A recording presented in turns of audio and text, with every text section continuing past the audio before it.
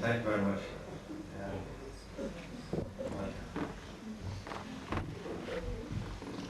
The first poem I'd like to read is dedicated to my mother, who is here tonight. It's one of my very earliest memories. I was about 3 years old at the time. We were living on Usher's Quay. My mother would often lead me downstairs in the shop. The shop is known as the Creamery. It's still there on the quays.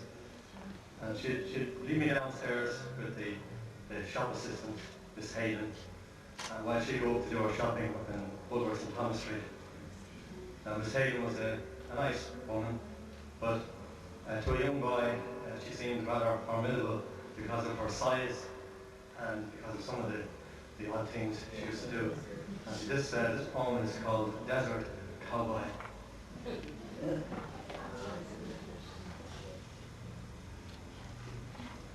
Tinkle, tinkle bell, the closing of a door left me on a compromise and a wild ledge. The biscuit tin was a lame mule, unable to carry dreams.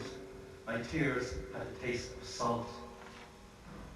On foot across barren boards, my progress slight, although the room, the shop, was small. Miss Hayden paused, light catching the cheek, her stainless blade raised above tobacco, she glared. This knife cut butter from the slab, made ice cream into wafers, sliced the ham, the cheese, ready for the scales. On Fridays, locked the heads from fresh, open-mouthed fish.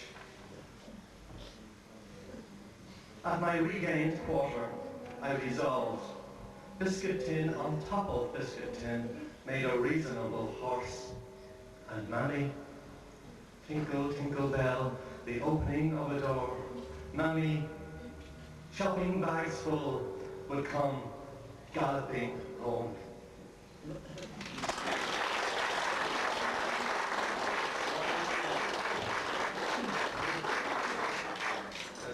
Staying on the keys of this poem now. When we were growing up, polio was very much in evidence on the streets. You'd often see someone with an arm or a leg in a steel harness, and nobody ever bothered to explain to young children what the reason for this was. And to me, anyone who looked different was alien, and I was afraid of these people. My brothers and sisters, far from putting me straight, delighted in the fact of keeping me believing that they were alien. There was one woman in particular I had a shop up in Wine Tavern Street, a street shop, and I was afraid to go there without my big sister. This poem is called Burn All My Witches. They were easier to spot in those days. The woman in the shop at Wine Tavern Street, where we used to go to buy our sweets, she was a witch. The harness on her leg it was gave her away. I, pretending to be shy, would linger in the doorway while my big sister did the business, parted with her pennies, before turning towards me, the hand already tucked inside a white paper bag. It did not end there, for often I was nearly poisoned by the placement of licorice among the sweets, recognizing instantly the foul taste. I would give them to my sister, who was immune and seemed to like them. Today, the huckster shop, that whole row of shops, has vanished, and it's as though I imagined it, together with the witch on her stick of licorice, arriving at the counter just in time. How I miss that woman, and that shop, and that street.